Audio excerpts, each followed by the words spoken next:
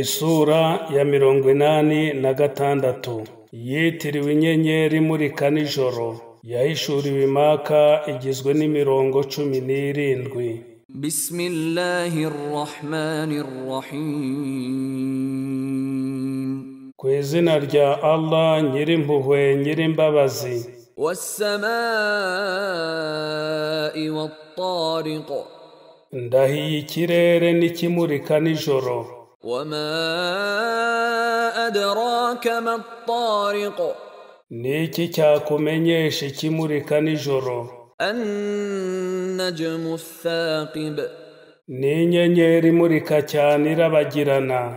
In kullu nafsin lamma 'alayha hafiz.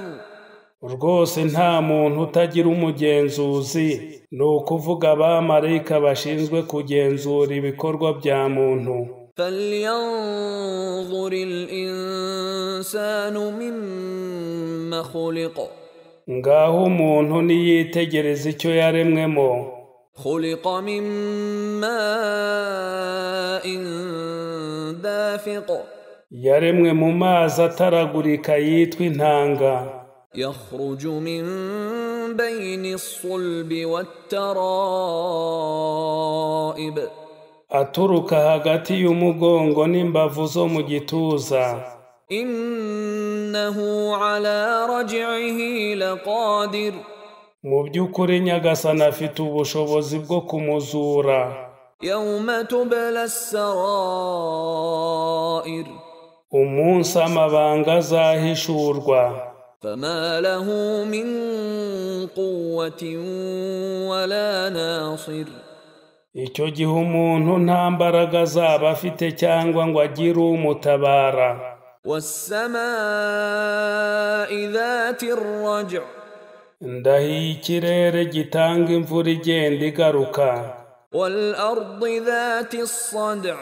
N'isi isaduka kugira ngo ibiti n'ibimera bizamuke. Innahu laqawlun fasl. Mu by'ukuri iyi Korani ni imvugo itandukanye ukuri n'ikinyoma.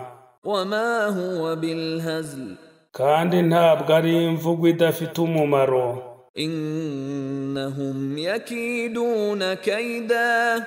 Mu by'ukuri abahinyura ukuri bacura umugambi mubisha wo kurwanya ubutumwa bw'ukuri. Wa akidu kayda.